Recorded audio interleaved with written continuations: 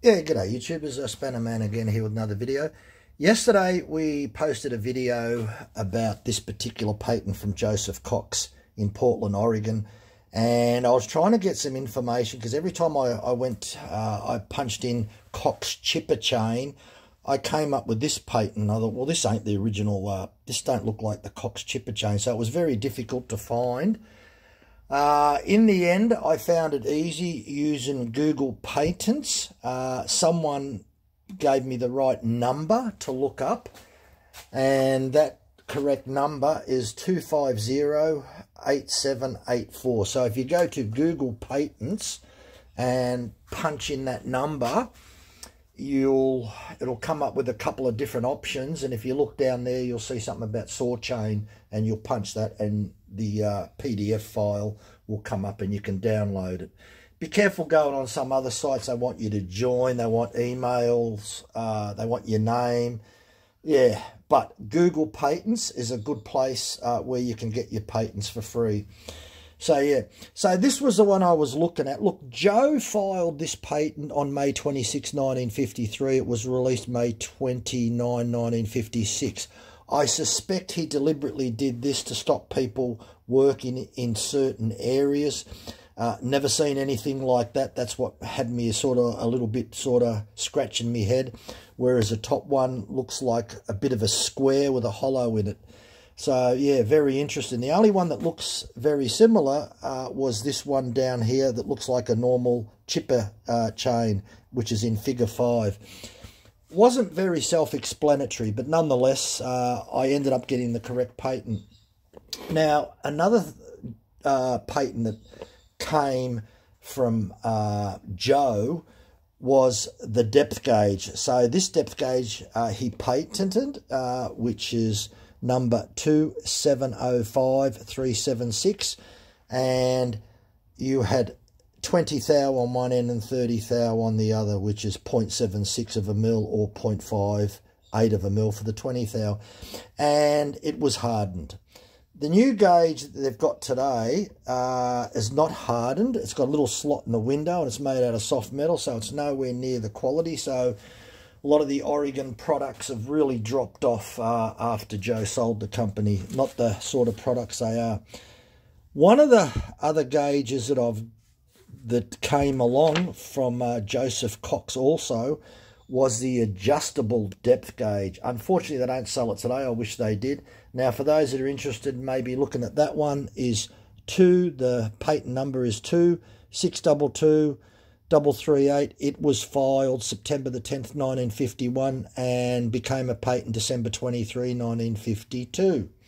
So, brilliant little device.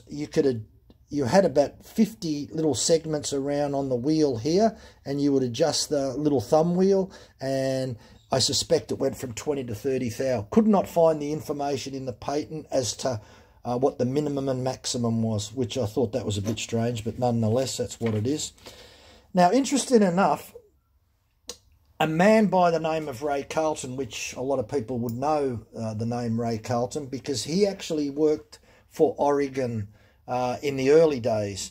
He stayed with Oregon for about 6-7 years and formed his own company. And Ray was the inventor of the progressive depth gauge.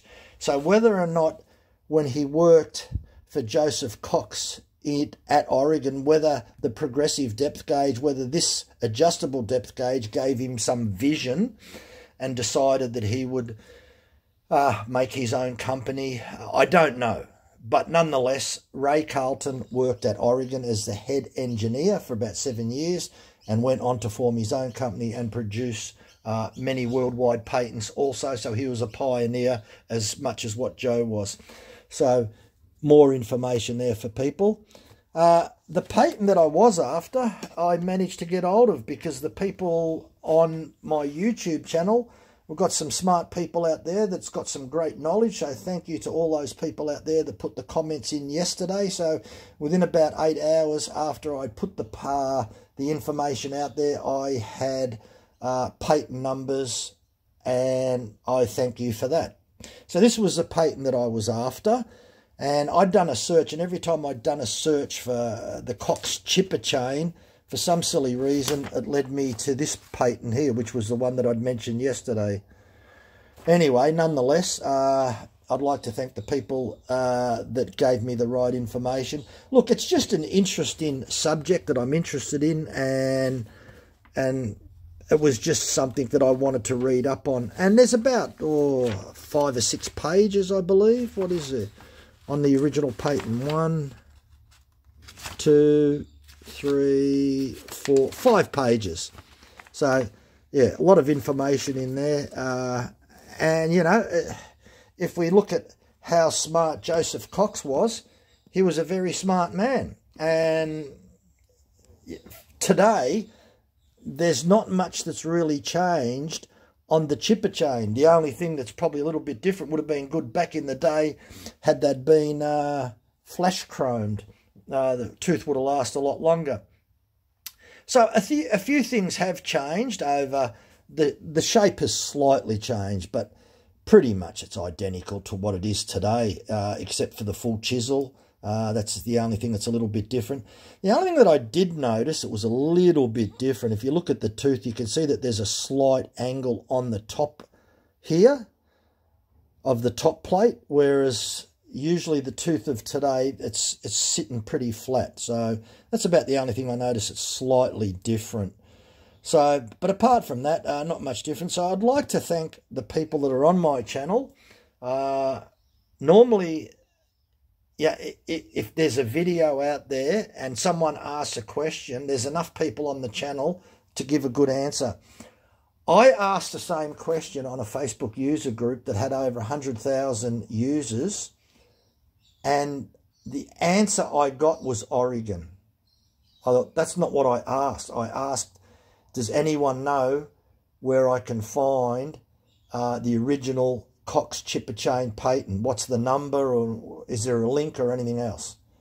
So I'd have to say that particular user group, every time I've asked a question, I've never ever got a good answer. So yeah, it's sort of like, yeah, you'd think with 100,000 users that you'd get an answer, whereas this little group, it's on YouTube, has only got about 700 people, and it's got some very smart people that follow this group. And if you ask a question, you can generally get a pretty good answer, a good technical answer. So I'd like to thank the people that are following, the subscribers that are on this channel, because they're very, very helpful and very constructive comments. Whereas, as I said, on some of the other groups, a lot of negative comments. Look, thanks for watching. Give us a thumbs up. Bye for now.